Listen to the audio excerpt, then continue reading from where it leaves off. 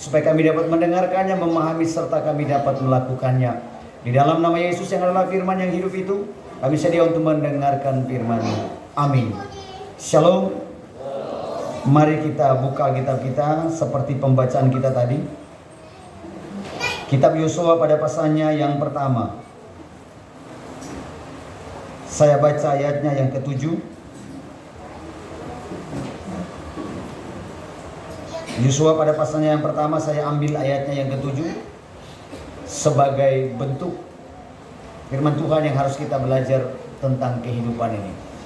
Yosua pasalnya yang pertama, ayatnya yang ke-7. Kalau sudah dapat, sama-sama kita baca dengan suara yang nyaring. Yosua pasalnya yang pertama, ayat 7. Hitungan ketiga kita mulai. Kalau sudah dapat, katakan amin. 1, 2, 3. Kita sama-sama lah. Yosua pasal 1 ayatnya yang ke-7. Kalau sudah dapat, katakan amin. Aminnya banyak, bacanya cuma 1. 1, 2, 3.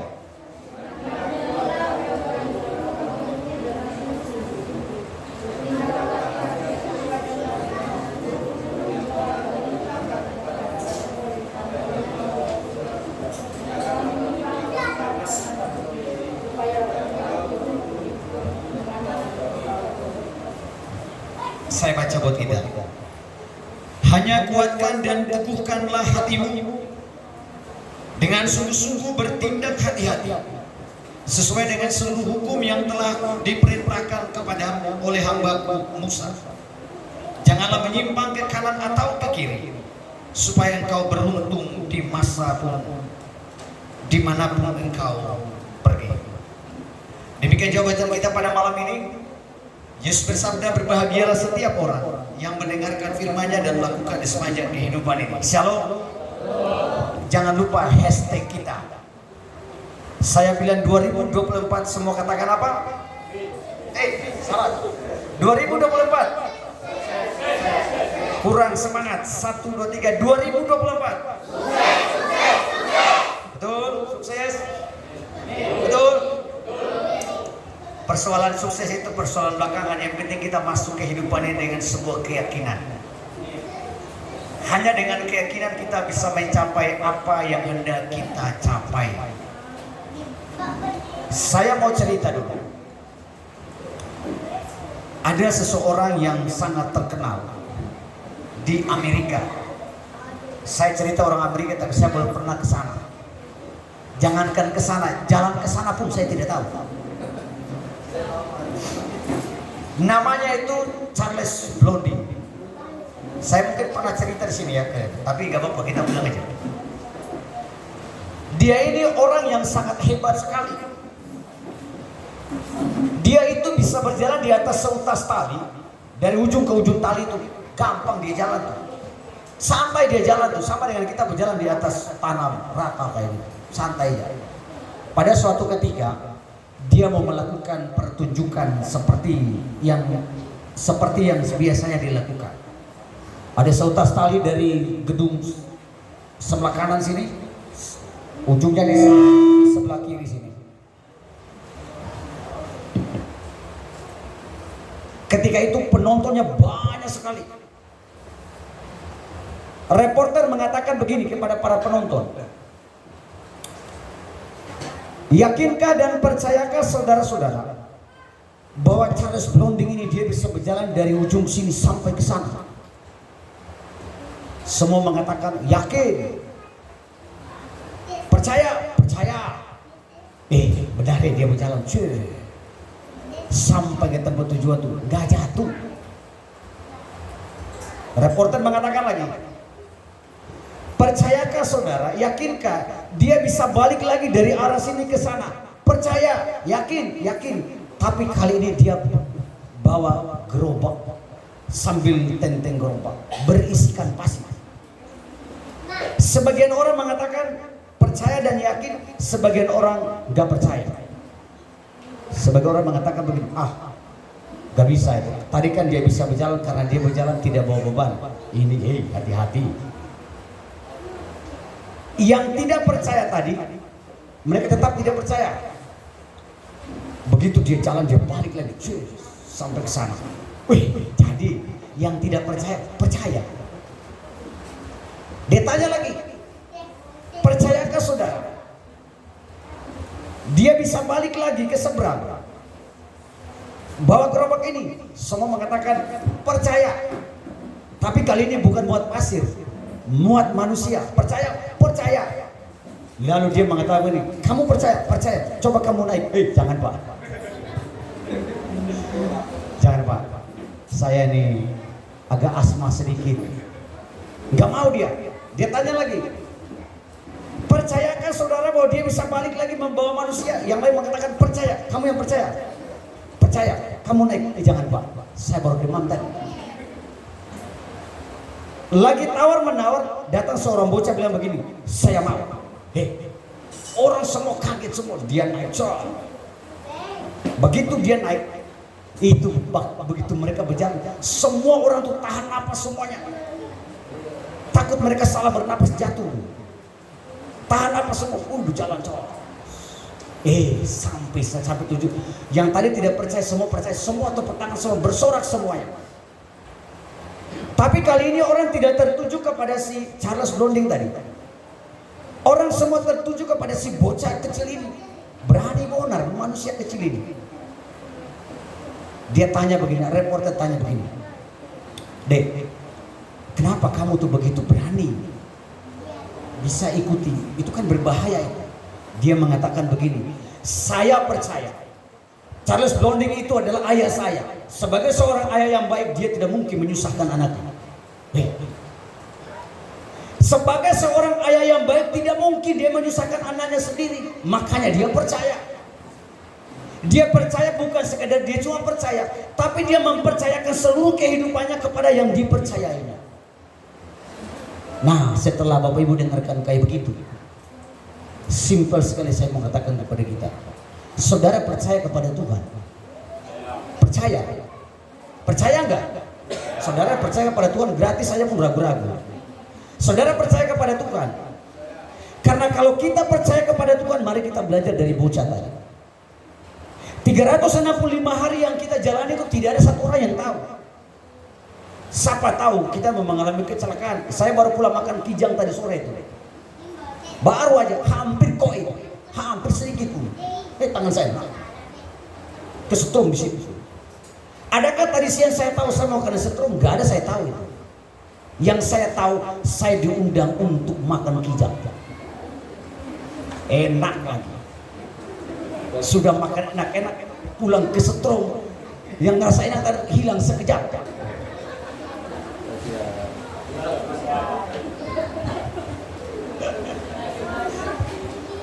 Syukur, masih bersyukuran. Itu orang Indonesia tuh biasanya begitu, selalu ada untungnya tuh. Untung tadi, ini kan tangannya tuh kan agak botuk sedikit kan, pasti untung cuma tangan. Coba kalau muka sudah model kayak ini, kalau botuk lagi nggak jelas,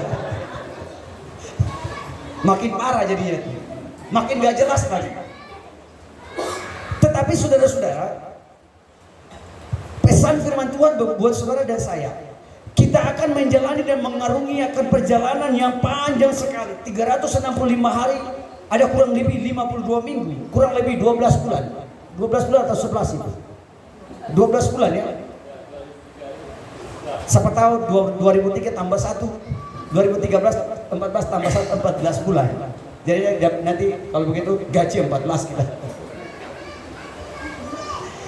Kita akan menjalani kehidupan ini dengan tidak pernah satu orang pun yang tahu apa yang harus dia alami. Betul? Justru dalam keadaan yang tidak pernah kita tahu itu, mari kita pertaruhkan hidup ini seutuhnya kepada yang kita percaya. Kalau saudara tadi mengatakan saudara percaya akan Tuhan, pertaruhkanlah seluruh hidup ini kepada Tuhan. Pesan buat saudara dan saya malam ini dari Yosua, hanya Tuhan mengharapkan dari kita. Yang pertama, kuatkanlah hatimu. Kenapa Tuhan mengatakan harus kita kuatkan hati kita? Dari hati kita terpancar seluruh kehidupan, baik atau tidak, dari hati kita. Orang simpan marah, simpan dendam, tidak pernah orang simpan di kuku. Betul ya? Orang pasti simpan di hati. Orang simpan marah, simpan benci, simpan kedengkian, tidak mungkin orang itu simpannya di koceknya, tidak mungkin. Takut jatuh. Kalau simpan di kocek takut dia tunduk jatuh ya gitu. Akan tersimpan di dalam hati kita. Yosua mengatakan kepada kita semua, firman Tuhan mengatakan, hanya kuatkanlah hatimu. Kenapa hati kita harus kuat? Mengarungi perjalanan kehidupan ini ibarat orang Israel yang berjalan di padang gurun, melintasi padang gurun yang panjang, melintasi teriknya matahari. Sama dengan kita, musim demi musim akan berganti. Kehidupan kita senantiasa bergulir dalam musim-musim ini. Kehidupan kita senantiasa juga bergulir sesuai dengan hidup yang diberikan Tuhan. Terkadang kita sakit, terkadang kita urus orang sakit, terkadang kita sehat. Semua itu terus menerus bergulir dalam hidup kita manusia. Saudara dan saya ada di sini sehat-sehat, karena itu giliran kita masih sehat. Coba kita bayangkan orang yang sementara ini ada di rumah sakit, merindukan keadaan seperti kita hari ini. Bagaimana perasaan mereka? Coba kita renungkan orang-orang yang ada di bawah kolong jembatan saat ini, yang mau menikmati dan rindu sekali menikmati akan kehidupan yang sama seperti kita, tapi justru mereka tidak bisa menikmati keadaan yang sama seperti kita. Coba kita melakukan sebuah rekoleksi dan kita pikirkan keadaan mereka. Dan inilah kenyataan hidup. Kenyataan hidup ini mengingatkan kita semua.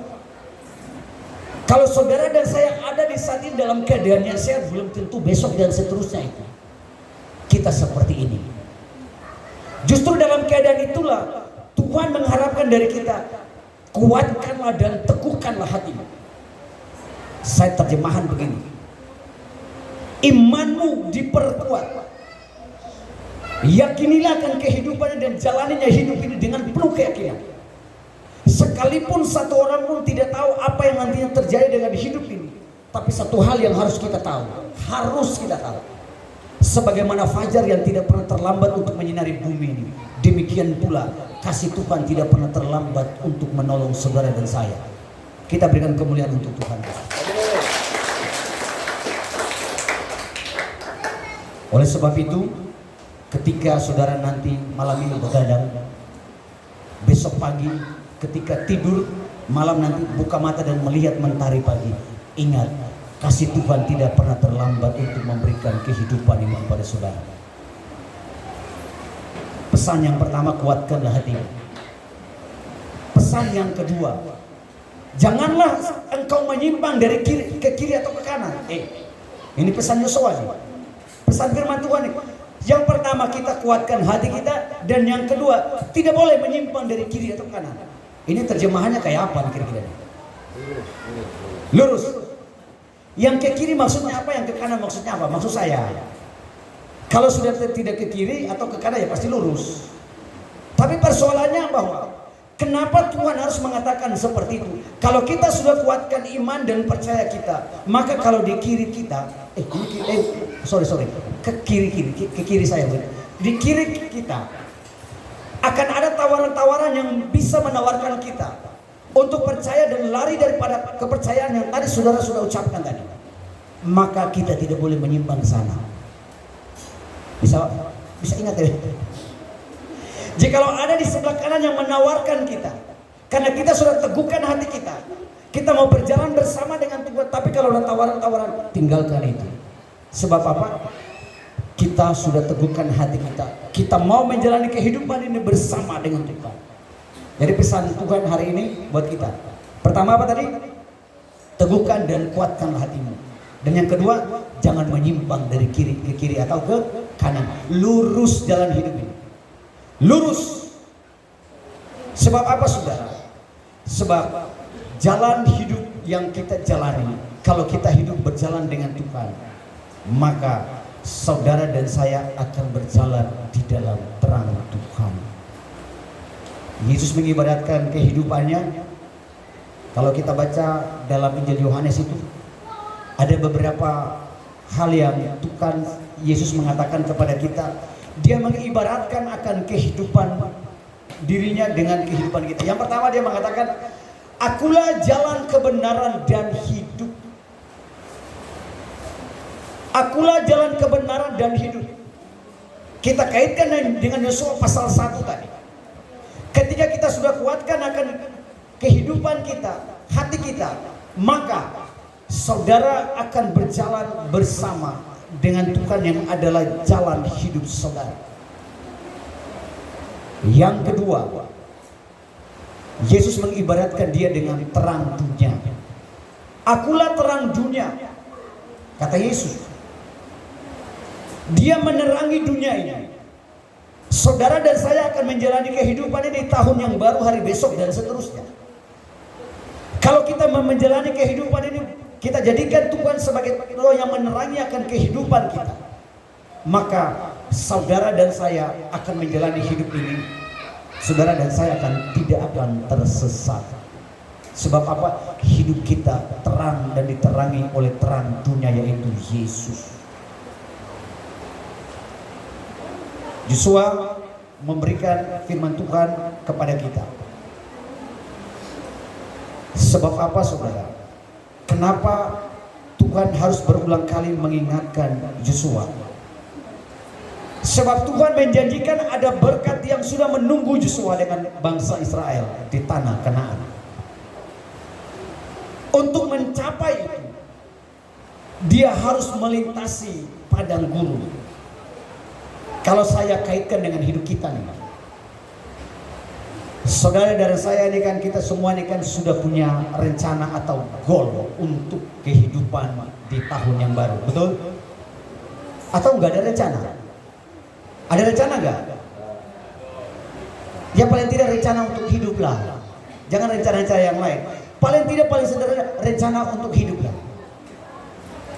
Kita semua sudah punya rencana dan rancangan untuk kehidupan ini jauh lebih baik dari hari kemarin. Betul ya? Sekarang Tuhan memberikan kepada kita pesan dia kepada Yosua. Ingat dan perkatakanlah Taurat Tuhan. Mazmur 100, bukan Mazmur 100. Mazmur pasal 1 ayat 1 sampai dengan 6. Saya kaitkan dengan perkataan Tuhan kepada Yosua tadi. Ada yang tahu apa bunyinya? Berbahagialah orang yang kesukaannya adalah Taurat Tuhan, yang merenungkannya siang dan malam. Ia akan sama seperti pohon yang ditanam di tepi aliran air. Lalu kalimat terakhir mengatakan begini, apa saja yang diperbuatnya berhasil. Pesan buat saudara dan saya. Tadi kita mengatakan begini, 2024 sukses, sukses, sukses. Saya kasih tips untuk kita mencapai itu. Ingat, renungkanlah firman Tuhan siang dan malam. Renungkan, bukan cuma bangun pagi, ingat, lakukan kehendak Tuhan. Maka Mazmur pasal 1 itu mengatakan kepada kita, apapun yang diperbuat berhasil.